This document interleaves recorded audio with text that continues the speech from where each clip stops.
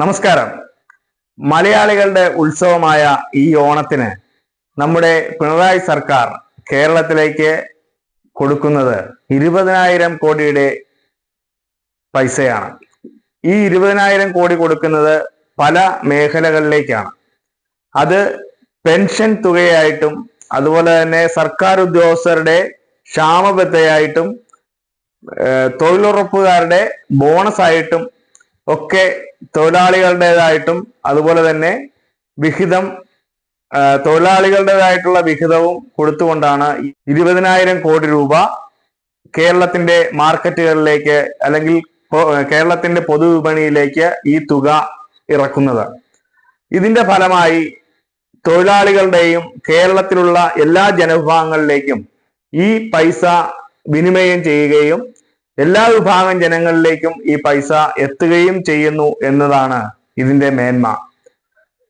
ഏകദേശം 62 ലക്ഷം ആൾക്കാർക്കാണ് നമ്മുടെ പെൻഷൻ കൊടുക്കുന്നത്. അത് 1-2 രൂപയല്ല, 1600 രൂപ വെച്ചുള്ള 2 മാസത്തെ പെൻഷൻ. അത് 3200 രൂപ. ഈ 3200 രൂപ 62 ലക്ഷം പേർക്കാണ് അവരുടെ വീടുകളിൽ എത്തിക്കുകയോ ബാങ്ക് അക്കൗണ്ടിലേക്ക് എത്തിക്കുകയോ ചെയ്യുന്നത്. അതേപോലെ തന്നെയാണ് ഇവിടുത്തെ സർക്കാർ ഉദ്യോഗസ്ഥരുടെ ക്ഷാമബത്തയായി ഈ പൈസ എത്തിക്കുന്നത്. അത് 4200 രൂപ എന്നുള്ളത് 4500 രൂപയാക്കി കൊടുത്തിട്ടുണ്ട്. അതേപോലെ തന്നെ തൊഴിലുറപ്പ് തൊഴിലാളികൾക്ക് കഴിഞ്ഞ ഓണത്തിന് കൊടുത്തിരുന്നത് 1000 രൂപ വെച്ചായിരുന്നു.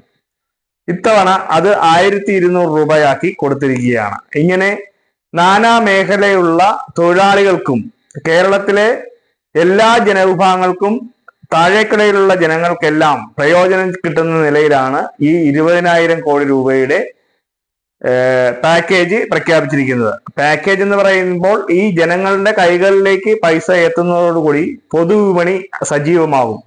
ഈ പൊതുവിപണി സജീവമാകുന്നതോടെ വിവിധ മേഖലകളിലെ തൊഴിലാളികൾക്കും അതുപോലെ തന്നെ വാണിജ്യ മേഖലയിലുള്ളവർക്കും മാർക്കറ്റുകളിലേക്കും ഈ തുക എത്തുന്നതോടുകൂടി പൊതുവിപണി സജീവമാവുകയാണ്. അതിന്റെ ഫലമായി എല്ലാ ജനവിഭാഗങ്ങൾക്കും ഇതിന്റെ പ്രയോജനം കിട്ടുന്നു എന്നുള്ളതാണ് ഇതിന്റെ ആകെ തുക. ഇത് മറ്റ് സ്റ്റേറ്റുകളിലൊന്നും കാണാത്ത ഒരു കാര്യമാണ്. പ്രധാനമായിട്ടും നമ്മുടെ ഉത്സവമായിട്ടുള്ള ഈ ഓണത്തോടനുബന്ധിച്ച് ഈ 20,000 രൂപ നമ്മുടെ പൊതുവിപണിയിലേക്ക് എത്തുമ്പോൾ എല്ലാ ജനവിഭാഗങ്ങൾക്കും ഒരുപോലെ ഓണം ആഘോഷിക്കുന്നതിനും ജാതി മത ചിന്തകൾക്ക് അതീതമായി എല്ലാ ജനവിഭാഗങ്ങൾക്കും ഇതിന്റെ ഗുണം ലഭിക്കും എന്നുള്ളതാണ് ഇതിന്റെ ഒരു മേന്മ.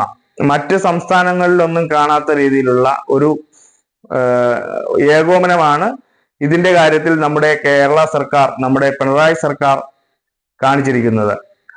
ഏത് ഉത്സവമാണെങ്കിലും പൊതുവിപണിയിലെ വിലക്കയറ്റം തടയുന്നതിന് വേണ്ടി ഏറ്റവും ആദ്യം മുൻകൈ എടുത്തുകൊണ്ട് അതിനു വേണ്ടിയിട്ടുള്ള കാര്യങ്ങളാണ് ആദ്യം ചെയ്യുന്നത്.